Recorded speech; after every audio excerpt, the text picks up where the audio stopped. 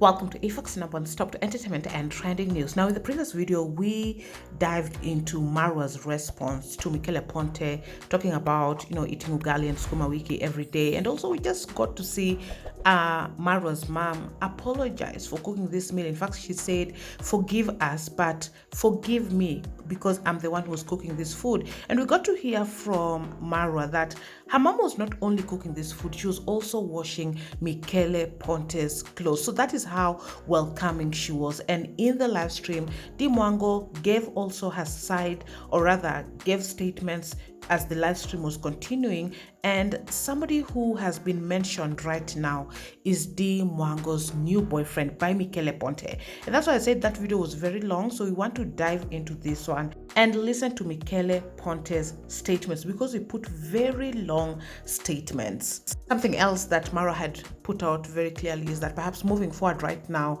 it will be better that an agreement is come upon where somebody knows that when I am not satisfied with the food that is being offered in this home, then I come with my own food. Perhaps it will reach a point right now where people will have to pay for collaborations. Anyway, let's just dive into Michele Ponte's statements. And so during the live stream, Marwa says that people who subscribed to Michele Ponte's channel because of him and are supporting him because of Marwa, they should go and unsubscribe. And also the same sentiments that are being echoed by his sister Mwango. And as you can see, Michele Ponte shared that part of the live stream and he put out, he's asking people to unsubscribe from my channel live now. And his sis is doing the same. Don't collab with Marwa, don't trust him. And this was some of the comments that Mwango left. 50k subs, making less than $100. What a shameless, broke, silly dude. Ponte's mom left Italy to Poland because she couldn't afford living in Italy, coming to our home with no money and wants luxury life.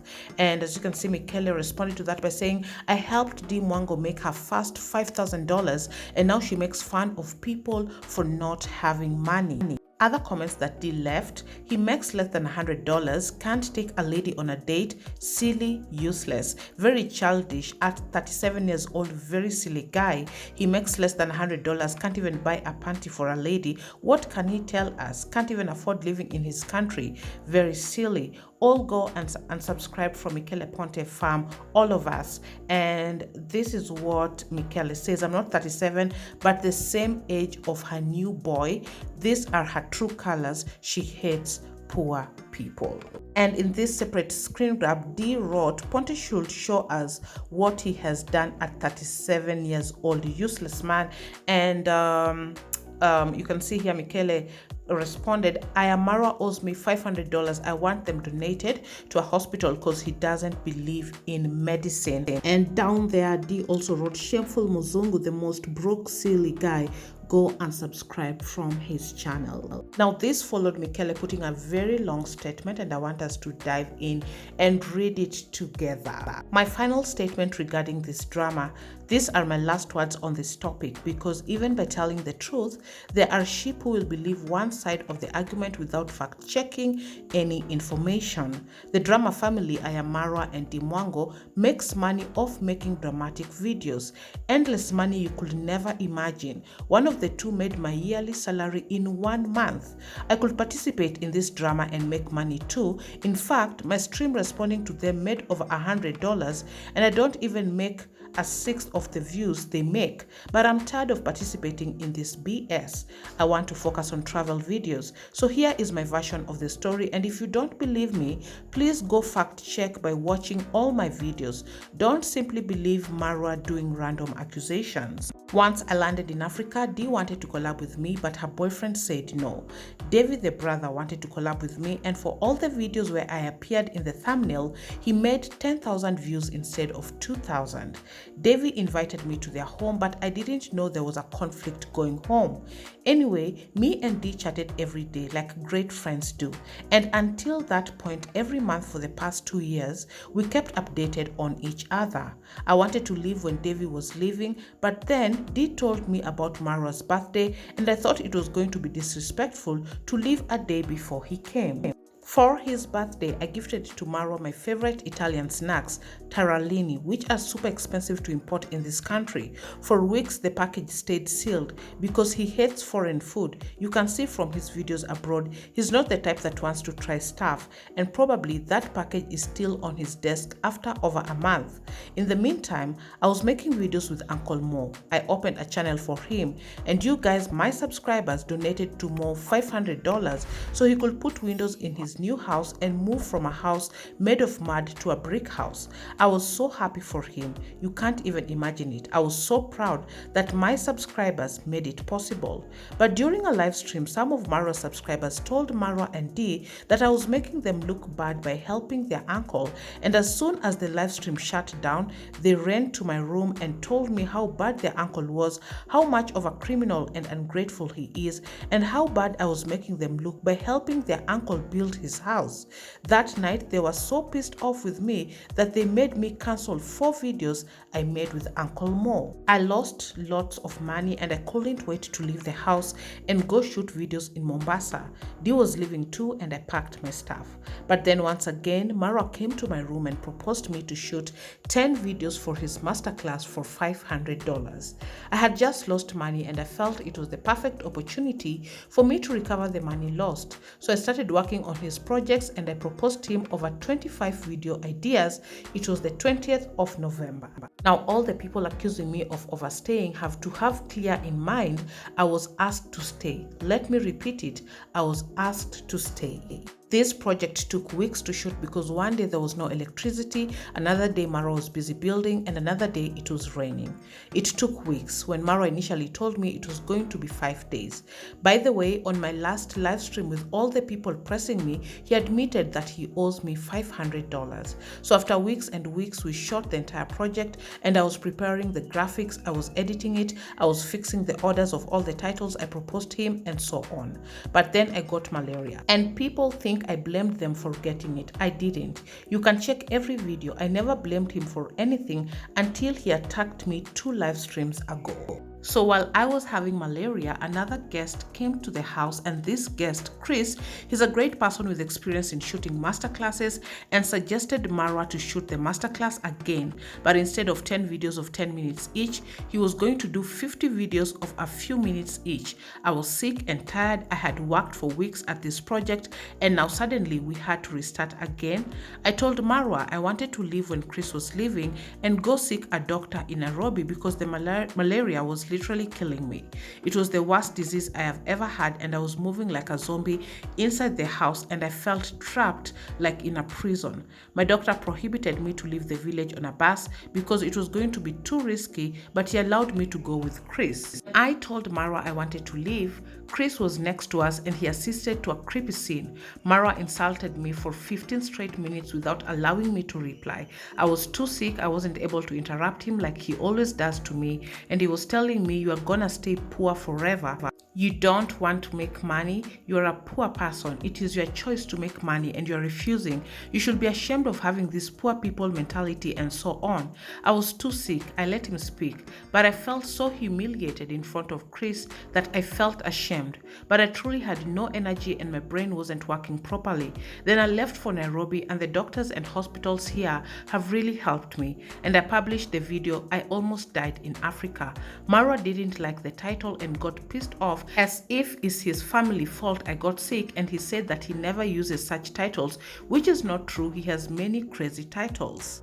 Marwa also got pissed off that in the video I said that I can't eat ugali every day, but I was eating ugali every day, and people accused me of insulting his mom's cooking, but his mom is never at home. She comes only in the weekend because the rest of the week she's working in another town. The person that was cooking ugali and sukuma wiki every day was a 15-year-old girl from Tanzania that was illegally brought in Kenya to do unpaid work for his family. This girl was desperate, and I was the only one smiling to her while she was getting orders all over the house and sleeping in a room full of insects because of the spoiled fruits laying on the floor. She was fired a few weeks later, and I'm happy for her that she got back to Tanzania. When the mom was at home in the weekends, there were beans, chapati, and so on. When she wasn't, it was just ugali and sukuma wiki, which I ate every day. People ask, why didn't you buy your own food? I did. Sometimes I made pasta, but Fast Supermarket is so far from the village, and the house had no working fridges because the electricity goes off every often, and the son and daughter don't care about putting $500 of solar panels because they are never there and have some conflicts with their parents, which I'm not gonna explain. Let me repeat, I never insulted their mom's food, and especially I never called her a witch like they are claiming in their last live stream. Imagine, now they have lied to their own mother to make me look bad, and I feel sorry for her and me. By the way, she wanted me to stay until Christmas. She truly loved me, and in every interview I always spoke highly of her. Please guys, go fact check all my videos and all the interviews I did. I always spoke greatly about the entire family every time, until Marwa started attacking me on his live stream for no specific reason. I am heartbroken they lied to their mom, and I'm heartbroken I got backstabbed when I thought we were friends. In no interviews I ever spoke bad about them, and neither was I telling that he owes me $500. I did shut up on everything until I got backstabbed, and I'm shocked by these words. She truly loved me, and now a complete turnaround. I'm shocked. She will always defend her brother, I understand that, but being attacked this way and her attacking my mom, it made me incredibly sad. I don't want to participate to this war. This is my last statement. There might be things I had forgotten, but I hope the main ones reached you. Thank you for reading all this. Now let me go back to try to beat this malaria in the village. It was in 10% of my body. Now it is in 1%. P.S. I could make $100, if not thousands of dollars, if publishing this via video form. But I want to be clear, and I don't want the drama money. I don't like such games. And so we have also had his statement, like we had Marwa's statement, and he's putting out that when Dee and Marwa's mom was there, she used to cook other things like beans, chapati. So this ugali and sukuma wiki was being cooked or prepared every day by this Tanzanian girl. And I think the big question that I even asked in the previous video was, what did he do about eating this food every day that was boring him? Did he buy something else? Did he bring home perhaps rice, meat, and all that? And he has put out that he used to cook pasta and he could not buy food because they do not have a fridge. And I think we get the sense of distance. So perhaps he could not go to the village center or shopping center every day because the distance is too far, and in between here he got malaria, so he was down, and during this time he has to eat this ugali and sukuma wiki every day. But I think the point that we have gotten here is that something that pissed off Dee, Mwango, and Marwa is when he said, finally good food. That shows that he did not appreciate what was being offered there. The witchcraft that he had mentioned in the previous video, he has put out that Dee, Mwango, and Marwa's mom is not a witch. So whatever this witchcraft that he saw, he has not explained here from whom, but he did put out that some fire was lit in the home. I don't know, you can check the previous video, he explained that a little bit. From the look of things, this is a friendship that has already been broken, and Marwa has also come to terms and accepted that it is over between him and Michele Ponte. And of course, we've heard that he had plans to do a collaboration with Dee, but it is Dee, Mwango's boyfriend, JB, who did not allow Dee to do these collaborations with Michele Ponte. But he says until then they were in communication, they were good friends, and of course, as you have seen, he has shared that he has been deeply hurt with how Dee has turned out, and of course he understands because he has to support his brother. And so I think in summary of all this is that both parties, no one has taken any accountability, no one is apologizing. So at the end of the day, they are all at a standstill, and everyone believes what they said, and everyone stands by their truth, and they know that they are right. So at the end of it all, nothing has been solved here. I think the only person that we can say came out and felt sorry about this is Dee, Mwango, and Marwa's mother, who put out that, I'm sorry, I prepared this food because I was the one who was cooking this food. So she apologized for that. Anyway, it's a sad situation, but they have both parties have concluded that this drama has ended.